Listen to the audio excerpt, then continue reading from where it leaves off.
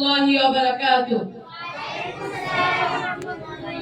نحمده ونصلي على رسوله الكريم أما بعد فأعوذ بالله من الشيطان الرجيم بسم الله الرحمن الرحيم وإنك لعلى خلق عظيم قال رسول الله صلى الله عليه وسلم يا أيها الناس قولوا لا إله إلا الله تفلحون أو كما قال عليه الصلاة والسلام দক্ষিণবঙ্গের ঐতিহ্যবাহী বেনাপোল দারুল উলুম কওমি মাদ্রাসার ছাত্র সংসদ কর্তৃক আয়োজিত বার্ষিক সেমিনারে উপস্থিত সম্মানিত সভাপতি এবং বিজ্ঞ বিচারক মণ্ডলী ও আমার সামনে উপস্থিত বাংলার বিভিন্ন অঞ্চল থেকে আগত একজাত আলেম বিভাগের ছাত্র ভাইরা, আমি আমার অন্তরস্থল থেকে জানাই শুভেচ্ছা ও মোবারকবাদ।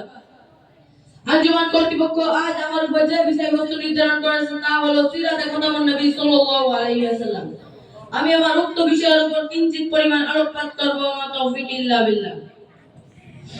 আজ থেকে 1450 বছর পূর্বে যখন অশান্তির আগুন দাউ দাউ করে জ্বলে উঠেছিল, আদর্শ সমাজ ও শান্তির আশায় মানুষ পৃথিবীর আনাচে কানাচে উদ্ভ্রান্তের মতো ছুটছিল, মানুষ ঝুঁকে ঝুঁকে মরছিল, মানুষের মধ্যে সভ্যতার লেশ মাত্র ছিল না।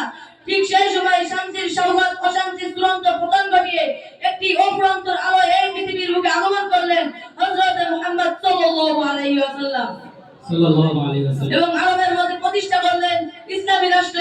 ফলে মানবতা খুঁজে পেয়েছিল একটি কল্যাণের অভিযাত্রা।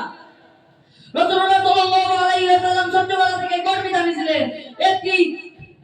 একটি বিষয় সামনে উপস্থাপনা করলেই বোঝা যায় যে রাসূলুল্লাহ সাল্লাল্লাহু আলাইহি ওয়াসাল্লাম যখন হালিমাতুস সাদিয়া রাদিয়াল্লাহু তাআলা আনহার দুধ পান করতেন, তখন তার দুধ ভাই আব্দুল্লাহ প্রত্যেকদিন মাঠে ছাগল চড়াতে যেতেন। তিনি তার দুধ ভাই আব্দুল্লাহকে ভয় না পেয়ে তার মাকে জিজ্ঞাসা করলেন, আমার ভাই কোথায়? তার মা উত্তরে বলেছিল, তোমার ভাই ছাগল চড়াতে গেছে।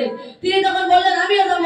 তার মা তাকে নিষেধ করা সত্ত্বেও তিনি বললেন, আমরা একই মায়ের দুধ পান করি, তবে সে মাঠে ছাগল চড়াতে যদি আমি ঘরে বসে থাকবো, এটা কখনোই হতে পারে না। প্রিয় উপস্থিতি, রাসূলুল্লাহ সাল্লাল্লাহু আলাইহি ওয়াসাল্লাম যখন 40 বছর বয়সে নবুয়ত হলেন, তখন আরবের তায়েফ নামক একটা স্থান, যেখানে মানুষ কুসংস্কার ও অনিসলামিক কার্যক্রমে লিপ্ত ছিল, মানুষ তাদের হযরত মুহাম্মদ সাল্লাল্লাহু আলাইহি ওয়াসাল্লাম তাদেরকে ইসলামের দাওয়াত দিতে গেলেন। তখন তারা মুহাম্মদকে পাগল এবং অনেক গালিগালাজ করলেন এবং আরবের ছোট বাচ্চাদেরকে শিখিয়ে দিতে লাগলো, ওই পাগলটাকে তোমরা পাথর নিক্ষেপ করো। তখন রাসূলুল্লাহ সাল্লাল্লাহু আলাইহি ওয়াসাল্লাম বলেন, ইয়া আইয়ুহান নাস কুলু লা ইলাহা ইল্লাল্লাহ তুফলিহুন, হে মানুষ সকল তোমরা বলো লা ইলাহা ইল্লাল্লাহ, তাহলে তোমরা সফল হয়ে যাবে। শুধু তাই নয়, তিনি আরো বলেন, আনা খাতামুন নাবিয়্যিন লা নাবিয়্যা বাদি, আমি শেষ নবী, আমার পরে আর কোনো নবী আসবে না। তখন তারা রাসূলুল্লাহ সাল্লাল্লাহু আলাইহি ওয়াসাল্লামের কোনো কথা শুনলো না, তার গায়ে পাথর নিক্ষেপ করলো।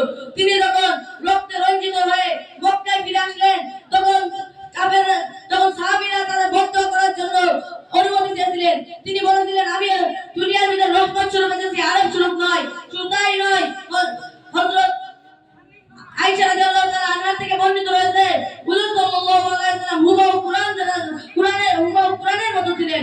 অর্থাৎ কুরআন যাকে পছন্দ করতেন তিনি সেটাকে পছন্দ করতেন, কুরআন যাকে পছন্দ করতেন না তিনি সেটাকে পছন্দ করতেন না।